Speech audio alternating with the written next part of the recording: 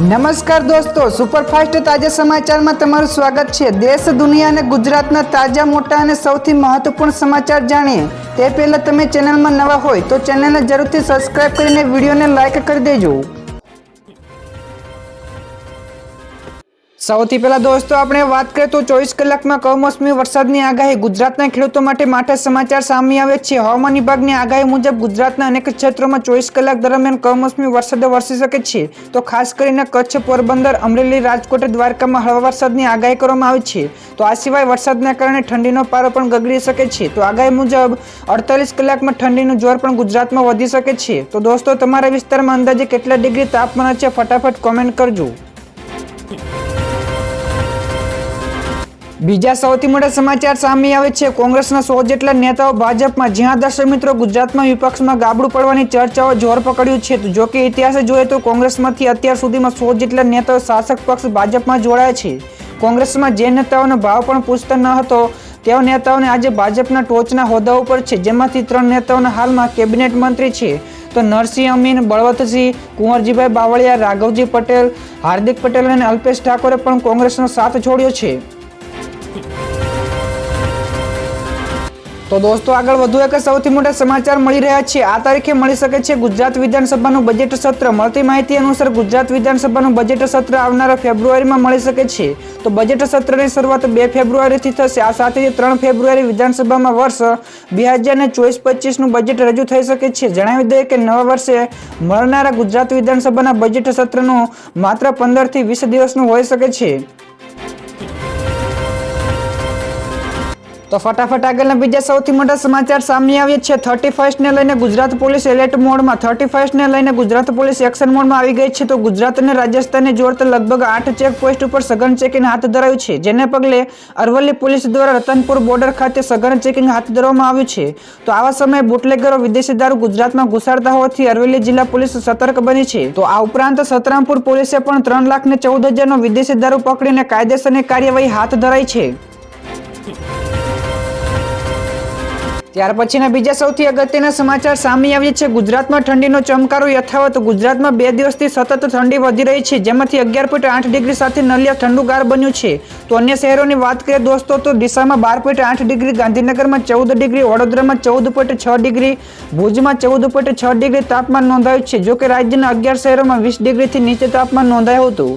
તેમાંથી આગામી દિવસો 48 કલાકમાં ઠંડીનો પારો વધુ ગગડવાની હવામાન વિભાગે આગાહી કરી છે। ત્યારબાદ દર્શક મિત્રો ભારતના હવામાન વિશે પણ ખૂબ જ મોટા સમાચાર મળ્યા છે। તમિલનાડુમાં વરસાદનો કહેર, 10 લોકોના મોત। તમિલનાડુમાં છેલ્લા 3 દિવસથી અવિરત વરસાદ થમવાનું નામ લઈ રહ્યો નથી, જેના પગલે ચારે તરફ પૂરની સ્થિતિ સર્જાઈ છે। તો સ્થિતિ એવી છે કે ભારે વરસાદને કારણે 10 જેટલા લોકોના મોત થયા છે। તો મોટાભાગના વિસ્તારોમાં પાણીમાં ગરકાવ થઈ ગયા છે, જેના કારણે જનજીવન ખરાબ રીતે પ્રભાવિત થયું છે। તેમજ રાજ્યની ઘણી બધી નદીઓ અને તળાવોના જળસ્તરો નોંધપાત્ર વધારો થયો છે। તો રાહત અને બચાવ માટે એનડીઆરએફ અને એસડીઆરએફના 550 જેટલા જવાનો તૈનાત કરવામાં આવ્યા છે।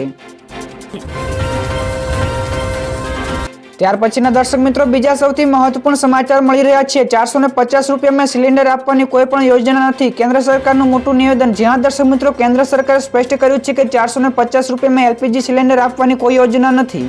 તો રાજ્યસભામાં સાંસદ જાવેદ અલીએ પૂછ્યું હતું કે શું રાજસ્થાનમાં 450 રૂપિયામાં ગેસ સિલિન્ડર આપવાની યોજના પર કામ ચાલી રહ્યું છે।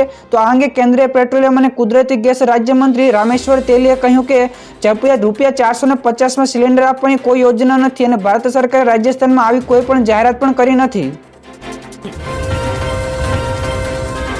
ત્યારબાદના બીજા સૌથી મોટા સમાચાર આરોગ્ય પ્રધાનની બેઠક, ગુજરાત ઉપર નજર। જ્યાં દર્શક મિત્રો ભારતમાં કોરોનાના નવા વેરિયન્ટ JN1ની એન્ટ્રી બાદ તમામ રાજ્યો સતર્ક થઈ ગયા છે। તો ગુજરાતમાં પણ આ નવા વેરિયન્ટની એન્ટ્રી થઈ ગઈ છે। તો ગાંધીનગરમાં 2 કોરોનાના કેસ મળી આવ્યા છે, જેના પગલે ગઈકાલે રાજ્યના આરોગ્ય મંત્રીઓ સાથે કેન્દ્રીય આરોગ્ય પ્રધાન મનસુખ માંડવિયાની બેઠક મળવાની હતી, જેમાં દેશના તમામ રાજ્યોમાં કોરોનાની સ્થિતિ અંગે સમીક્ષા કરવામાં આવશે। તો આ તમામ રાજ્યો પૈકી ગુજરાત ઉપર વધુ ભાર મૂકવામાં આવશે। ત્યાર પછીના દર્શક મિત્રો બીજા સૌથી અગત્યના સમાચાર સામે આવ્યા છે બીજેપીનું ઓપરેશન લોટસ, જ્યાં દર્શક મિત્રો આગામી 2024ની લોકસભાની ચૂંટણીને લઈને ભાજપે રાજ્યમાં ઓપરેશન લોટસની શરૂઆત કરી છે. તો જાન્યુઆરીથી ભાજપનું ઓપરેશન લોટસ પાર્ટ 2 શરૂ થઈ જશે. તો ગુજરાતમાં બીજેપીના અધ્યક્ષ CR પાટીલે સંકલ્પ કર્યો હતો કે લોકસભાની આગામી ચૂંટણીમાં ગુજરાતની તમામ 26 બેઠકો 5 લાખ મતોની લીડથી જીતવી છે અને ઓપરેશન લોટસનો મુખ્ય ધ્યેય મુજબ તાલુકાઓ અને ગામડાઓના નાના હોદ્દેદારોને પણ બીજેપીમાં જોડવાનો છે. તો દોસ્તો, બીજેપી તમારા મતે આવનારી ચૂંટણીમાં જ વિજય થશે કે નહીં, ફટાફટ કોમેન્ટ કરજો. ત્યારબાદના બીજા સૌથી અગત્યના સમાચાર, ભારતીય નૌસેનાનું સિક્રેટ સબમરીન બંકર, જ્યાં દર્શક મિત્રો ભારતીય નૌસેના દ્વારા એક બંકર તૈયાર કરાયું છે જેને INS વર્ષા નામ આપવામાં આવ્યું છે. તો ખાસ વાત એ છે કે બંકરમાં પરમાણુ સબમરીનને જોઈ શકાશે નહીં, કારણ કે તે અંડરગ્રાઉન્ડ હશે. તો PM મોદીએ 2018માં તેને બનાવવાની મંજૂરી આપી હતી ને જે લગભગ પૂર્ણ થવાના આરે છે. તો બેઝમાં 8 થી 12 જેટલા સબમરીનો પાર્ક કરી શકાશે. તો નૌસેનાના આ બેઝ આંધ્રપ્રદેશના અનાકાપલ્લી જિલ્લામાંથી આવેલું છે. ત્યાર પછીના બીજા સૌથી મહત્વપૂર્ણ સમાચાર સામે આવ્યા છે. મોહમ્મદ શમીને અર્જુન એવોર્ડથી સન્માનિત કરાશે. નેશનલ સ્પોર્ટ એવોર્ડોની જાહેરાત કરવામાં આવી છે, જેમાં મોહમ્મદ શમી સહિત 26 જેટલા ખેલાડીઓને અર્જુન એવોર્ડ આપવામાં આવશે. તો ચિરાગ શેટ્ટી અને સાત્વિક સાઈરાજ રંકી રેડ્ડીને મેજર ધ્યાનચંદ્ર ખેલ રત્ન એવોર્ડ 2023થી સન્માનિત કરવામાં આવશે. તો આવનારી 9 જાન્યુઆરીએ સ્પોર્ટ એવોર્ડનું વિતરણ કરવામાં આવશે. તો રમત મંત્રાલય દ્વારા આ જાહેરાત કરવામાં આવી છે. તો રાષ્ટ્રપતિ દ્રૌપદી મુર્મુ તમામ ખેલાડીઓને સન્માનિત કરશે. ત્યારબાદના દોસ્તો બીજા સૌથી મોટા સમાચાર મળ્યા છે મમતા બેનર્જીનું મોટું નિવેદન, PM મોદી સામે પ્રિયંકા કરે ઉમેદવારી. જ્યાં દર્શક મિત્રો ઇન્ડિયાની મળેલી બેઠકમાં મમતા બેનર્જીએ એક મોટો પ્રસ્તાવ રાખ્યો હતો. તેમણે કહ્યું કે PM મોદી વિરુદ્ધ વારાણસીની સીટ પરથી વિપક્ષી ઉમેદવાર તરીકે પ્રિયંકા ગાંધીને ઉતારવામાં આવે. જોકે આ મુદ્દા બેઠક બાદ મમતા બેનર્જીએ વધુ વાત કરવાની પણ મનાઈ ફરમાવી હતી. જણાવી દે કે 2019માં વારાણસીની સીટ પરથી પ્રિયંકાને ચૂંટણી લડવાની વાત કરી હતી, પરંતુ કોંગ્રેસે અજય રાયને મેદાનમાં ઉતાર્યા હતા. તો દોસ્તો, ઝડપથી આગળના બીજા સૌથી મોટા સમાચાર સામે આવે છે. દેશને મેન્યુફેક્ચરિંગ હબ બનાવવામાં ગુજરાતનું મોટું યોગદાન, વાઇબ્રન્ટ ગુજરાત ગ્લોબલ સમિટની તૈયારી પૂરી થવામાં છે. તો આ દરમિયાન ગુજરાત માટે સારા સમાચાર આવ્યા છે.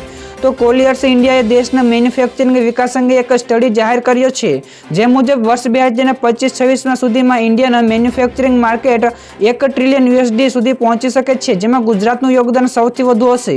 તો 2023માં ગુજરાત મેન્યુફેક્ચરિંગ સેક્ટરમાં રોકાણમાં મેળવવામાં પ્રથમ ક્રમે રહ્યું છે. તો દોસ્તો, આગળ વધુ એક સૌથી મોટા સમાચાર સામે આવ્યા છે. રાજ્યસભામાં આ બિલ પસાર થયું, જ્યાં દર્શક મિત્રો રાજ્યસભા દ્વારા provisional collection of taxes bill 2023 પસાર કરવામાં આવ્યું છે. તો આ બિલ કસ્ટમ અથવા એક્સાઇઝ ડ્યુટી લગાડવા અથવા વધારે સંબંધિત બિલ્સમાં મર્યાદિત સમયગાળા માટે જોગવાઈની તાત્કાલિક અસરથી જોગવાઈ કરવા માટે પસાર કરવામાં આવ્યું છે.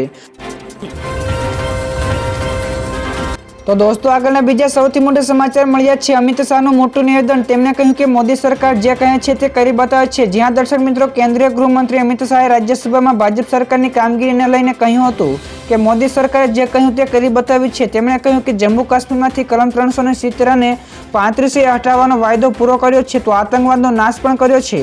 તો અયોધ્યામાં રામ મંદિર બનાવીશું અને તે પણ કર્યું છે. અને રામ મંદિરમાં 22 જાન્યુઆરી 2024માં રામલલ્લાના બિરાજમાન પણ થઈ જશે. તો આ દરમિયાન નરેન્દ્ર મોદીની સરકાર છે, તો જે કહે છે તે કરી બતાવે છે. તો દોસ્તો, આગળના બીજા સૌથી મોટા સમાચાર મળ્યા છે નકલી માર્કશીટ વિઝા ઓફિસનો પર્દાફાશ. જ્યાં દર્શક મિત્રો છેતરપિંડી આચરવા માટે લોકો કેટલી હદે જઈ શકે છે તે વિચારી પણ ન શકાય. તો અમદાવાદ ક્રાઇમ બ્રાન્ચે CG રોડ પર હાઈટેક એજ્યુકેશન ઓફિસમાં દરોડા પાડીને નકલી માર્કશીટો, નકલી સિક્કાઓ તથા દસ્તાવેજોને જપ્ત કર્યા છે. તો ખોટા દસ્તાવેજો અને કંપનીના અનુભવ લેટર તથા સિક્કાઓની મદદથી ઉમેદવારોની પ્રોફાઇલ બનાવીને લાખો રૂપિયાની છેતરપિંડી કરવામાં આવતી હતી. તો કૌભાંડમાં સંકળાયેલા જીગર શુક્લ તથા નીરવ મહેતા વિરુદ્ધ ગુનો દાખલ કરીને આગળની તપાસ હાથ ધરવામાં આવી છે. તો દર્શક મિત્રો, આગળ શેર માર્કેટના સમાચાર પણ સામે આવે છે. તો ઓલ ટાઈમ હાઈ બાદ શેર બજારમાં મોટો કડાકો. જ્યાં દર્શક મિત્રો ગઈકાલે શેર બજારમાં જોરદાર ઉતાર ચઢાવ જોવા મળ્યો હતો. તો શેર બજારે ગઈકાલે ફરી એકવાર ઓલ ટાઈમ હાઈને ટચ કર્યો છે. તો એ પછી માર્કેટમાં અચાનક જ ડાઉનફોલ શરૂ થયો હતો, જેને લીધે નિફ્ટી અને સેન્સેક્સમાં મોટો કડાકો થયો હતો. તો ટ્રેન્ડિંગ સેશન્સના અંતે BSEનો સેન્સેક્સ 930 પોઈન્ટના ઘટીને 70,506 અંક ઉપર બંધ રહ્યો હતો, જ્યારે નિફ્ટી 302 પોઈન્ટ ઘટીને 21,150 અંક ઉપર બંધ રહ્યો હતો. તો બેંક નિફ્ટી પણ 425 અંક ઘટીને 47,445 પોઈન્ટ ઉપર બંધ રહી હતી.